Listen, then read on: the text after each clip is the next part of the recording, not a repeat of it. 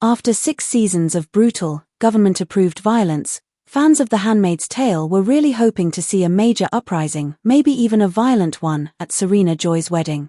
After all, HBO is known for shocking wedding scenes, like the infamous Red Wedding in Game of Thrones where things got seriously bloody.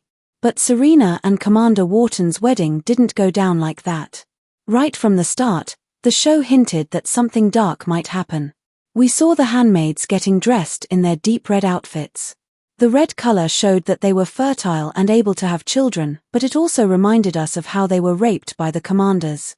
It brought up painful images of childbirth, too, and how their babies were taken away. As June says in the episode, it's the color of rage. So when we see the women putting on their usual red dresses and hiding small knives, shanks, in the seams, it feels like something big is about to happen.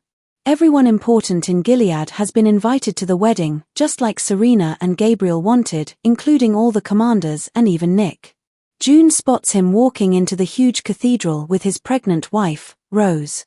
But here's a problem. Why is June at the wedding at all?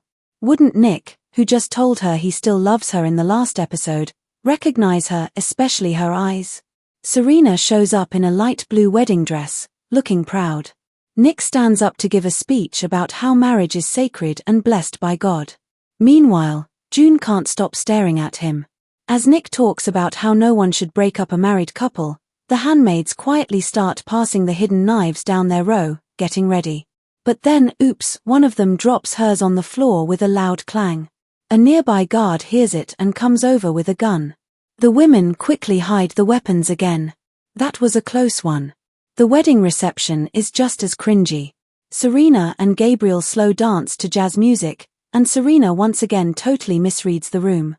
She tells the handmaids she hopes they can move past all the abuse and human trafficking, because now, she claims, she's friends with her former handmaid. That wild statement probably has June digging her nails into her palms in anger.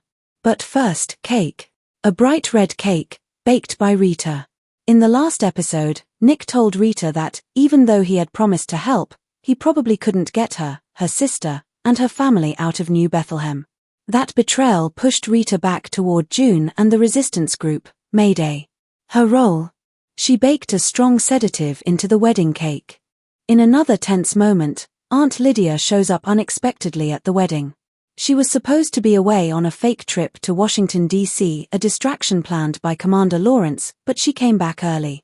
Right away, she thinks she sees June in the crowd. Aunt Phoebe brushes it off, saying Lydia must be lightheaded and imagining things. She jokes that someone should get her a steak and a big piece of that sleep-inducing cake. But Lydia isn't convinced.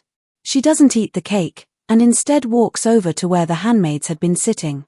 That's when she notices something strange. All of them have hidden their cake under their seats instead of eating it. Mistake number 2, why not hide the cake in their shoes or bonnets? Lydia rushes back to the Red Center and barges into the dorm rooms. She finds the women still fully dressed, pretending to sleep.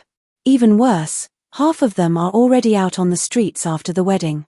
These women had been placed in commanders' homes as a so-called privilege, but now they're waiting for their chance to take revenge once their targets fall asleep. One of those targets is Commander Bell, the cruel one who tormented Janine. June sneaks into his house and gets justice the hard way. She stabs him in the eye. It's all over for Commander Bell, maybe too fast, but his death marks a turning point.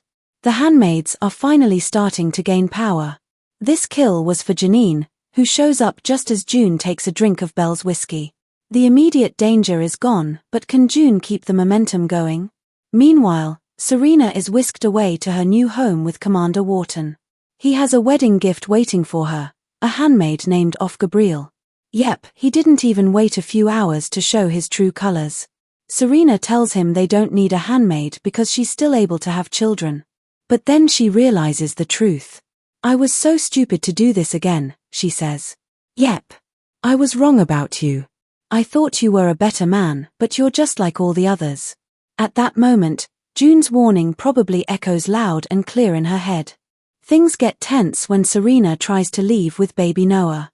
For a moment, it looks like Wharton and his armed guard won't let her go. Honestly, it would be fitting if Serena ended up trapped in the system she helped create. But surprisingly, Wharton lets her and the baby leave. Still, there aren't many safe places in Gilead for a runaway mom and child in the middle of the night. Back at the Red Center, Aunt Lydia is back to her usual harsh self, making the women kneel while shouting hellfire and brimstone sermons at them.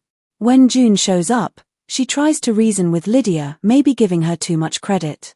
Deep down, you know rape is rape, June says. But Lydia's ignored that truth for 6 whole seasons, why would she stop now?